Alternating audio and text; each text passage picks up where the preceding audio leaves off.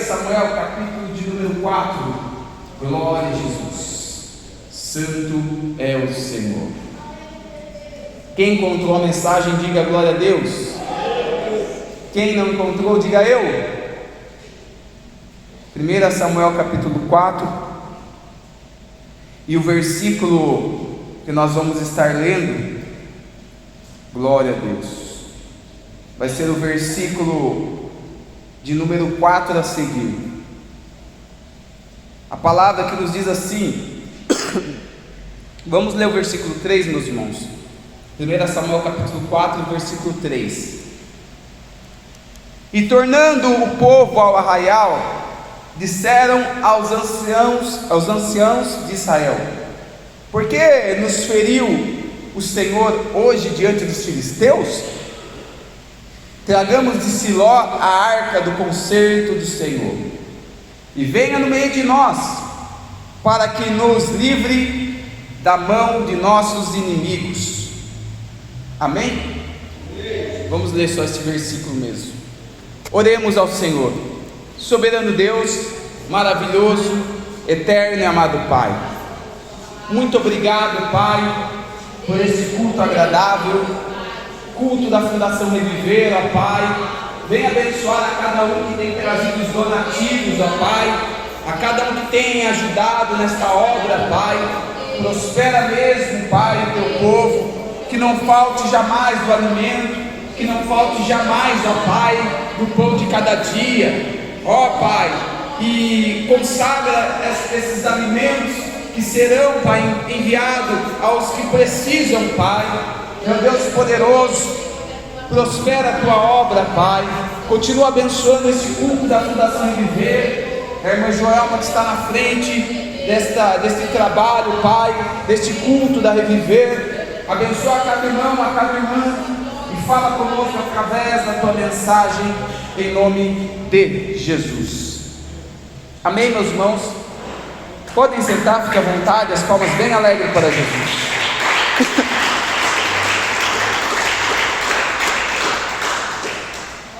Meus queridos irmãos, nós vemos na Bíblia Sagrada a história de uma mulher chamada Ana. Era uma mulher que ela tinha um sonho em seu coração e ao mesmo tempo carregava uma vergonha consigo. Ela era estéril, ela não podia ter filhos, e isso era símbolo de maldição. Uma mulher que não podia ter filhos era como se aquela mulher estivesse sendo castigada por Deus, estivesse sendo uma mulher amaldiçoada, uma mulher desprovida da graça de Deus, uma mulher que estava num estado de pecado, porque as pessoas pensavam consigo: por que essa mulher não pode ter filhos? Certamente ela pecou contra Deus. E esse é o problema do ser humano, meus irmãos. Nós vemos uma passagem da Bíblia que Jesus estava ali com os seus discípulos, e os seus discípulos veem um homem cego. Aí os discípulos já dizem: quem pecou? Foi ele ou os pais? Ou seja, quando a gente olha a pessoa numa situação, na mente do ser humano, muitas das vezes já passa: opa, por que ele está nessa situação? Será que ele pecou, os pais pecou, quem que pecou? Esse é o padrão de muitos. Então, certamente, muitos olhavam para esta mulher chamada Ana e falavam: esta mulher certamente é pecadora, esta mulher certamente está desprovida da graça de Deus, é estéril, não pode ter filhos, porque é uma mulher amaldiçoada.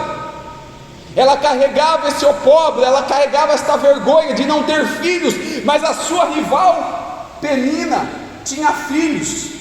Ambas eram esposas do mesmo homem, chamado Eucana. E para não bastar a situação, Penina afrontava Ana dia após dia, zombando de Ana, porque Penina tinha filhos. Então Penina, ela era vista como uma mulher agraciada por Deus, como uma mulher abençoada por Deus, provida da graça de Deus, enquanto Ana era tida ali como uma mulher desprovida da graça de Deus. E aquela mulher Ana era zombada dia após dia. Eu venho trazer já algo de Deus para ti nessa noite, meu irmão, minha irmã. Eu não sei a situação que você tem passado e como as pessoas têm olhado para ti. Talvez você está desempregado, alguém olha para ti, certamente esse está em pecado. Talvez você está numa situação difícil na sua vida e as pessoas, ao invés de orar, as pessoas criticam. Às vezes no teu trabalho pessoas zombam da tua situação, mas eu venho trazer para ti que Deus, Ele tem contemplado as nossas vidas. Enquanto o homem acha que nós estamos desprovidos da graça de Deus, enquanto o homem acha que nós estamos à deriva, enquanto o homem acha que estamos prestes a cair, nós sabemos que o nosso Deus, Ele está segurando nas nossas mãos e por fim Ele vai se levantar e vai atender o nosso clamor. Por fim Ele se levantará, sim. O salmista Davi, ele traz no Salmo 3 que muitos inimigos estavam já esperando a derrota dele. Não há salvação para ele. Era o que os inimigos diziam de Davi. Mas Davi dizia: eu deitei, dormi e acordei, porque o Senhor me sustentou. Enquanto os inimigos achavam, Deus não está com ele, Davi dizia: eu não vou temer 10 milhares de pessoas que se puseram contra mim ao meu redor. Davi, ele confiava em Deus, meu irmão, ele confiava nessa proteção de Deus, porque ele habitava nesse refúgio, que é a presença de Deus. Que é a presença de Deus. E nós vemos que Ana, ela toma uma atitude de ir no templo orar. E o que vai mudar nosso cenário é a atitude que nós tomamos diante da provação, diante da adversidade, diante da zombaria. Tem crente que está meio desconvertido, que diante de uma situação, se ele recebe uma afronta de penina, ele já vai querer sair na briga, no tapa. É o crente que precisa se converter novamente. Mas o crente fiel, ele vai na oração, ele vai entregar tudo diante de Deus.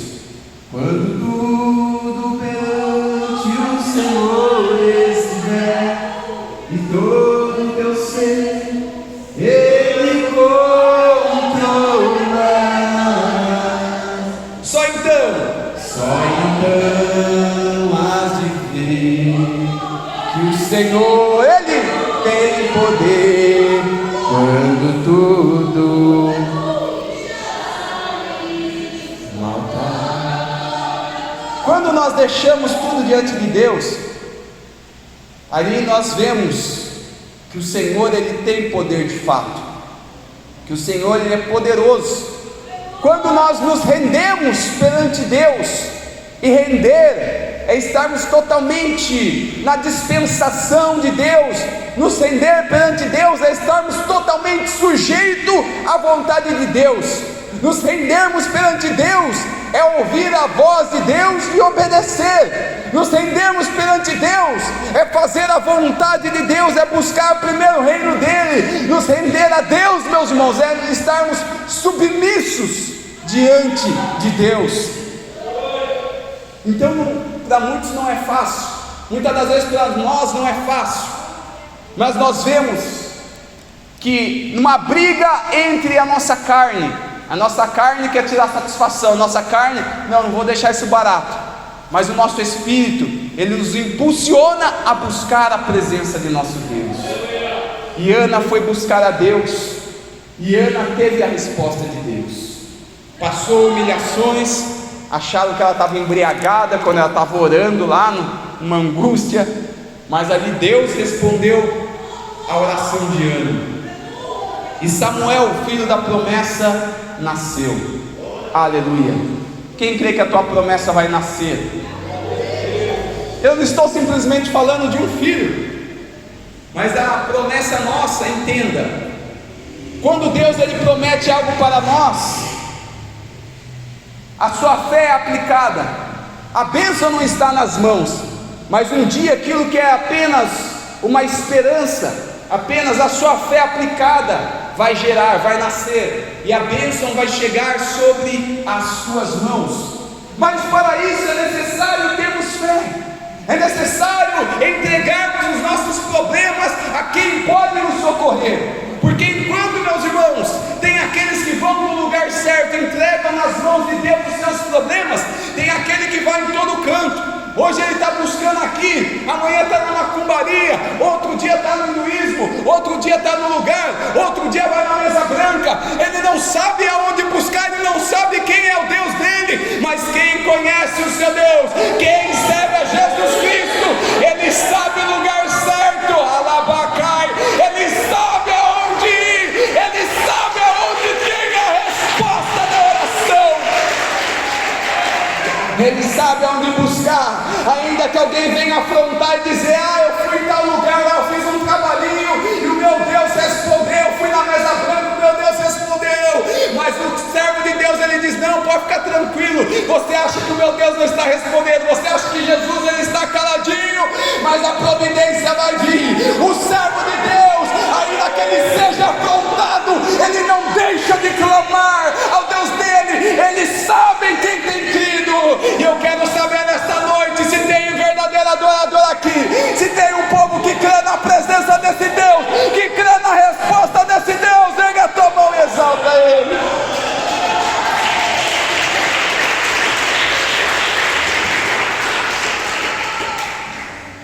Eles sabem quem tem crido. Ainda que alguém possa falar: pega um atalho. Irmão, coisa terrível é o crente querer pegar atalho. Não, o fulano falou para mim ali que tem um atalhozinho, eu vou naquele atalho que vai resolver. Que nem uma vez ouvi um irmão falando que fizeram uma proposta de ganhar dinheiro fácil. Ganhar dinheiro, opa, deixa eu ver o que é isso, né? Ganhar dinheiro fácil. Aí no que ele chegou para ver, tinha que fazer uns trabalhos ali, macumbaria, uns negócios. Ele falou: estou fora disso, achei que era um negócio sério, que nada. O servo de Deus, ele sabe que ainda que pareça que está demorando, mas a bênção chega, mesmo em meio a humilhações.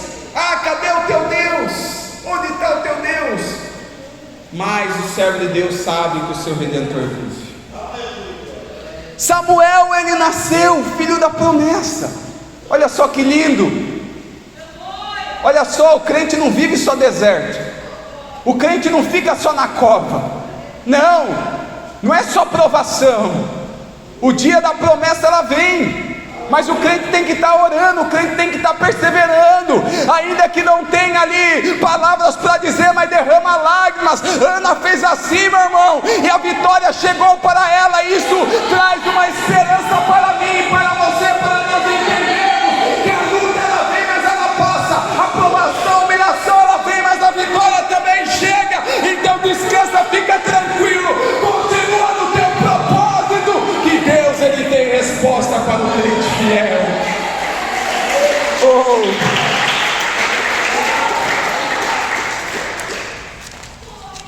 E Samuel, ele foi a alegria, não só de Ana, mas a alegria do povo de Israel, porque o sacerdócio estava corrompido.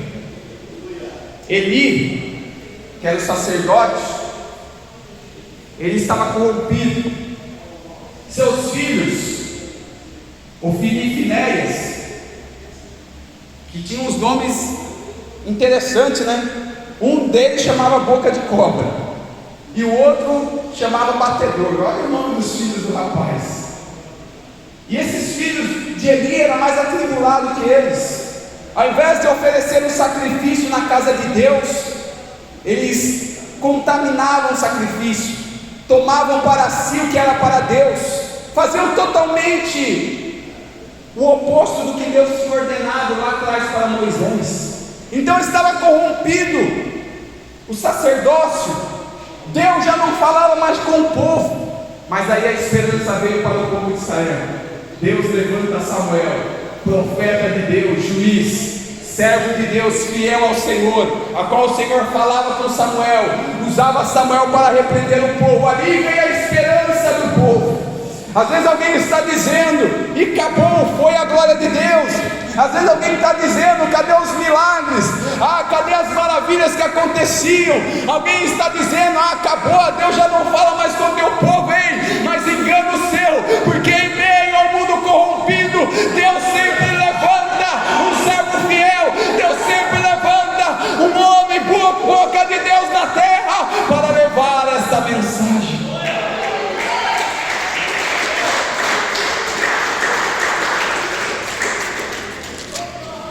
Deus sempre levanta alguém, meus irmãos. Deus sempre levanta. E Deus levantou Samuel. E Samuel seguia fazendo a sua vontade. Olha algo interessante, uma lição que Deus nos traz. Eli ou Finéias eram homens terríveis. Eles ficavam na porta do templo, se ajuntando em bando com as mulheres. Eram homens pecaminosos, terríveis, que tinham um ofício importante na casa de Deus, eram sacerdotes, mas tinham uma conduta reprovada por Deus. E Samuel trabalhava junto com eles, ali do lado. Só que Samuel não se corrompeu. Entenda, o ambiente não pode te corromper. As pessoas não podem te corromper quando você tem propósito com Deus.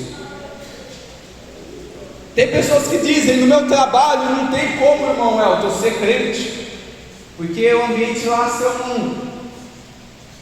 eu não falar palavrão junto com eles lá, o ambiente é propício para aquilo, irmão Elton, não tem como. No meu lar não tem como ser crente, no meu lar não tem jeito não, meu lar é terrível. Na minha escola, na faculdade, onde eu faço um curso, não tem, irmão Elton, o ambiente é difícil, não tem como permanecer íntegro. Mas nós vemos, meus irmãos, Jesus vindo nesse mundo cruel, morrendo na cruz do Calvário, sem pecado algum. Ou seja, Jesus, ele venceu o pecado, ele venceu a morte. E o homem, Adão e Eva, que estava no paraíso, como alguém vai pecar no paraíso, um lugar maravilhoso? E Adão e Eva pecaram no paraíso. Então não é o ambiente que faz o servo de Deus. Aonde você entrar, que você seja luz. Aonde eu entrar, onde nós entrarmos, que nós venhamos ter a luz, que nós venhamos falar palavras que o crente fala, palavras boas, que nós venhamos ter uma conduta aprovada por Deus, e que o nome do Senhor seja glorificado, seja sal da terra e seja luz do mundo.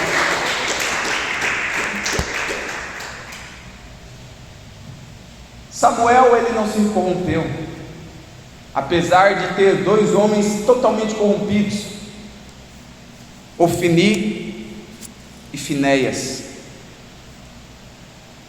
E nós vemos que o povo de Israel vai para uma batalha, e eles perdem a batalha, porque a nação estava corrompida. Aí eles perdem a batalha, mas eles dizem consigo: opa, a gente tem uma arma secreta. E qual era a arma secreta? A Arca da Aliança. O que era a Arca da Aliança? Era como se fosse uma caixa que tinha uma tampa de ouro, tinha dois querubins, um virado para o outro com as suas asas. Dentro desta arca tinha a vara de Arão, tinha o maná, e enfim. Esta arca, que ficava no lugar santo dos santos, dentro do tabernáculo de Deus, esta arca simbolizava a presença de Deus. Era um dos utensílios mais sagrados tidos pelo povo de Israel. E nós vemos então que o povo de Israel, eles pensam consigo: nós vamos levar agora conosco a presença de Deus para a batalha. A presença de Deus vai estar conosco, e não tem como nós perdermos esta batalha. Só que nós vemos, meus irmãos, que um utensílio, ainda que seja um utensílio sagrado, que era a Arca da Aliança, mas sem obediência não adianta, porque a palavra nos diz que melhor é obedecer do que sacrificar.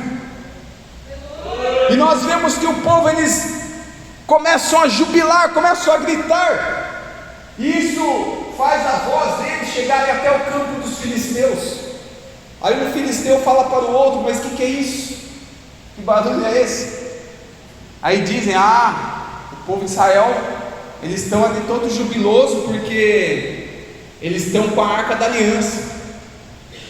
Aí os inimigos temiam mais a presença de Deus do que o povo de Deus, que os filisteus eles ficam assustados. Meu Deus, eles estão com a arca da aliança, agora a gente vai perder a batalha, porque eles estão com a presença de Deus. Só que os filisteus, um diz para o outro: vamos ser fortes, porque essa batalha não tem como a gente recuar, não tem como nós voltarmos para trás, então nós precisamos ir para esta batalha. Então sejam homens, vamos usar toda a nossa força. E eles vão na batalha e vencem. Alguém poderia dizer: mas cadê Deus com o seu povo? Mas Deus perdeu a sua força? Deus deixou o teu povo perder? Mas não é isso, meus irmãos. Porque se Deus ele quer vencer uma batalha, um anjo só dele acaba com um exército inteiro. Mas a questão é que Deus não estava com o povo dele por conta da desobediência. Deus não estava com o povo dele por conta do pecado. E nós vemos que a arca da aliança nada pôde fazer. Muitas das vezes rituais nada podem fazer. Muitas das vezes orações extensas nada podem fazer, se faltar da oração, se faltar da obediência, se faltar do temor de Deus. E nós vemos aqui o povo de Israel perdeu de uma batalha, mas havia um homem de Deus que permaneceu íntegro. Havia um homem chamado Samuel. E nós vemos que Samuel ele fez a diferença.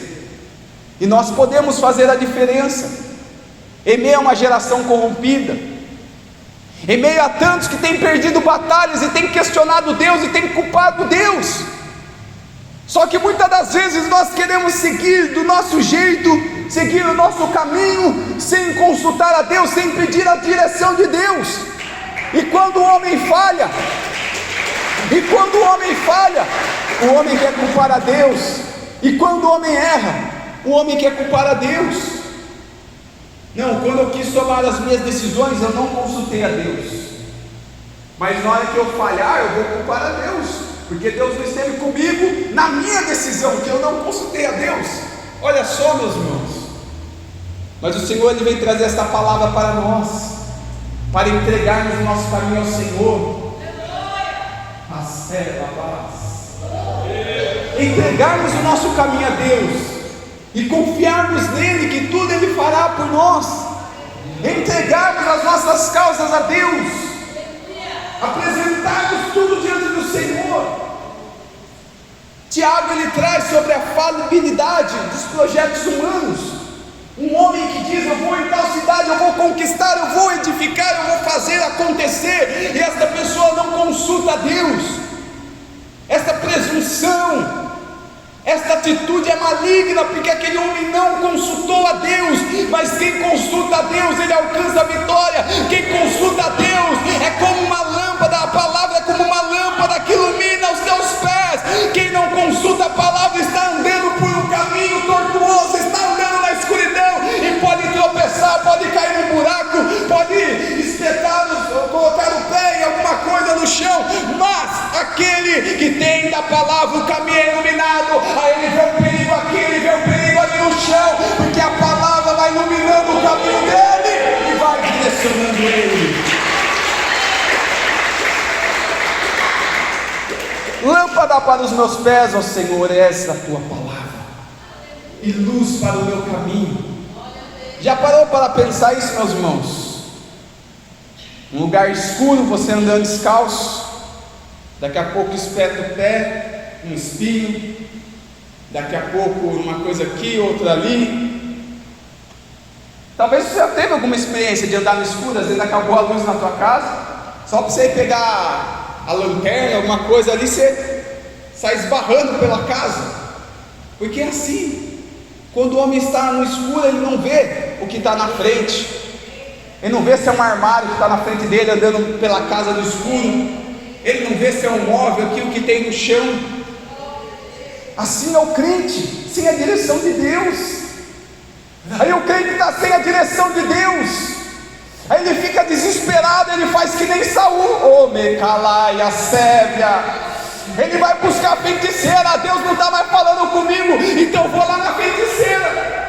Olha o que eu vou fazer, eu vou buscar a resposta lá, buscar a resposta com o demônio. Não, meus irmãos, se Deus ele está em silêncio, se humilha mais, busca mais a presença de Deus, porque Deus, ele tem prazer daquele que se humilha na presença dele, e os humilhados são exaltados por Deus.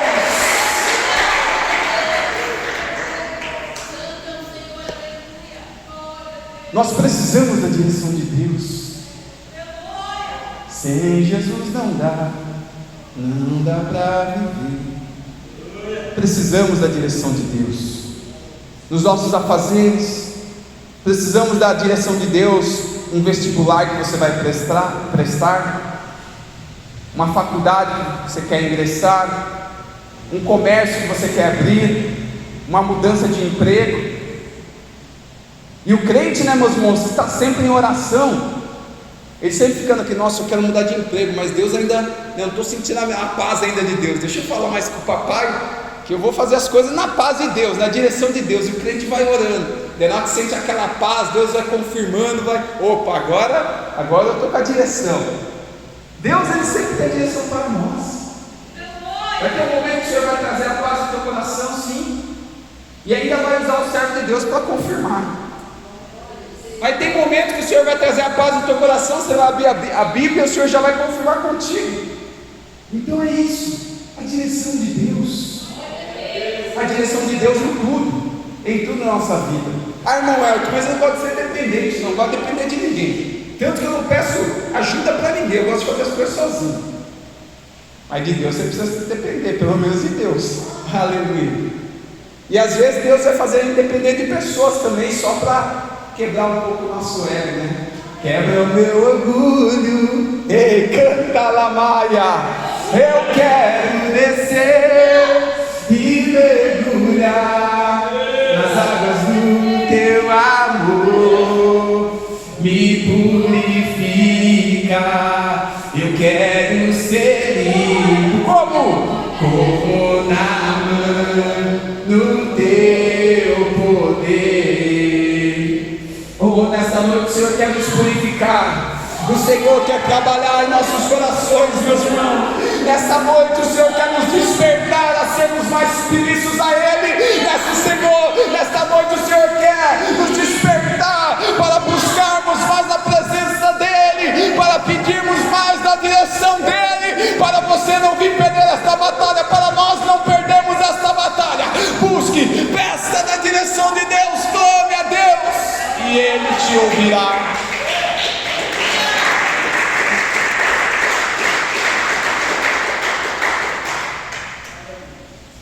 O povo já não ouvia mais Deus, o povo já não tinha mais a direção, perderam a batalha da sua cabeça, pensaram, não, vamos pegar a arca da aliança, que simboliza a presença de Deus, agora é vitória garantida. Tem pessoas aí que, não na nossa igreja, né, mas tem pessoas que usam um terço, né? Vou andar com terço, vou andar com guia aqui, estou protegido. Eu vou consultar aqui a feiticeira e vou ter a direção. Mas não, meus irmãos. Saul, que ele consultou uma feiticeira, o final de Saul foi o suicídio. Triste, né? Um homem que foi o primeiro rei de Israel se matou. Foi consultar a feiticeira, ficou mais atribulado, coitado. Precisamos de Deus. Precisamos de Deus em todas as áreas da nossa vida, em nossos relacionamentos. Precisamos de Deus, porque Deus, meus irmãos, Ele não nos deixa ser enganados. Diante de um acordo, diante de uma compra, diante de uma venda, às vezes que você vai fazer, você consulta Deus. Deus vai mostrar para ti que aquela pessoa está querendo te enrolar, está com más intenções. Deus, Ele traz para nós, Ele fala conosco, porque Deus, Ele tem o melhor para nós. Às vezes nós queremos fazer o melhor. Irmão, eu quero ajudar isso aqui na obra, acho que a gente tem que fazer assim, assado. Irmão, acho que o evangelismo a gente tem que fazer assim, assim, assim. Mas isso aí Você orou primeiro a Deus? Não, eu estou pensando aqui, sabe, que eu estudei bastante, eu sou bastante estratégico. Não, mas aí tem que orar a Deus. Não importa se nós temos um conhecimento profundo de algo, porque inclusive Pedro e alguns outros dos discípulos eram pescadores, eram experientes, mas quando veio a tempestade, eles tiveram que clamar para Jesus, mostrando que o diploma, o conhecimento, no momento difícil não vai adiantar. Precisamos de Deus. Davi foi um homem segundo o coração de Deus, e ele ficou sabendo que a arca da aliança, que os filisteus tinham levado embora, estava na casa de Abinadab, e ele de bom grado, ele foi querer trazer para a sua cidade. Ele falou: não, eu quero a presença de Deus aqui comigo. A arca da aliança simboliza a presença de Deus. Opa, então eu quero comigo, porque a presença de Deus é tudo para mim. Aleluia. Aí Davi, ele pega um carro novo, pega bois para levar aquela arca. Só que daí a arca estava sendo levada, o povo estava se alegrando na presença de Deus, até o momento que o boi começou a pender, a arca foi cair do carro. Aí no que Uza foi tentar pegar a arca, Deus matou ele ali, porque a arca era santa, não era todo mundo que poderia tocar na arca. E Davi ficou triste, dizendo consigo: como eu vou trazer a presença de Deus para mim? Ou seja, meus irmãos, ainda que às vezes nós temos da boa vontade, precisamos entender a forma que agrada a Deus, porque de boa vontade às vezes temos da boa vontade, mas a Bíblia nos mostra a forma que agrada a Deus. A Bíblia nos mostra a maneira correta de seguir, a maneira certa de trazer a presença de Deus para nós. E como Davi soube a forma de trazer a arca da aliança? Consultando na lei. E como nós trazemos a presença de Deus para nós? Consultando a palavra de Deus. E Davi conseguiu. Ele entendeu que não era com carro novo. Aleluia. Meu Deus. Ele entendeu que não era com os bois mais bonitos que ele tinha do rebanho, mas ele entendeu que eram os sacerdotes aqui, ó, nas costas carregando a arca. E dava alguns passos, sacrificava o animal, e andava mais um pouco, sacrificava outro animal a Deus. Ou seja, trazer a presença de Deus é com esforço, é oração, é jejum, é consagração, é na presença de Deus. Ei, trazer a presença de Deus é viver uma vida de santidade. Não é como o evangelho Nutella que vemos por aí. Deus só quer o coração, Deus é açougueiro, agora Deus só quer o coração. Aceita Deus e já vem para o céu, do jeito que tiver, do jeito que você andar nesse mundo. Pode falar palavrão, pode beber, pode fumar, pode fazer o que quiser, pode sair chutando o cachorro pela rua, não tem problema, vir para o céu. Não. Para entrar no céu é em santidade, para chamarmos a presença de Deus para nós, é viver numa vida de santidade.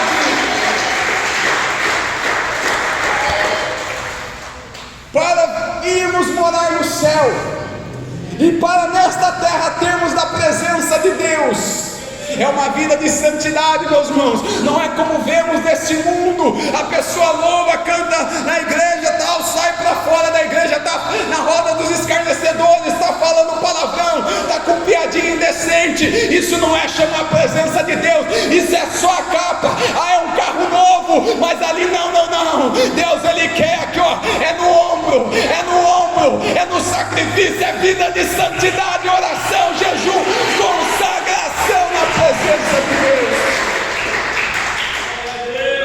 Estou pronto, irmão, carrinho novo para chamar a presença de Deus, carrinho novo para trazer a presença de Deus para mim, ó. Terno do ano, terno de grife, sapato a R$1.000, e não par, cada um é R$1.000, não, Deus, Ele mais do que isso, Ele quer um coração voltado para Ele, mais do que isso, Deus quer um povo em santidade. E se o meu povo que se chama pelo meu nome se humilhar, ora, buscar a minha presença, se converter dos maus caminhos, eu vou ouvir do céu, eu vou perdoar os seus pecados e vou sarar a sua terra. Aleluia. Oh, glória a Deus. Que possamos então, meus irmãos, fazer a diferença como Samuel fez. Este jovem, que foi uma promessa de Deus, este jovem que trouxe alegria para o povo de Israel, trouxe alegria para sua mãe, e que fez a diferença, mesmo em meio a uma geração corrompida. Façamos a diferença também. Deus, Ele está contigo. Tem um amém? Deus, Ele está conosco. Amém. Glória a Deus. O Senhor fale mais em cada coração.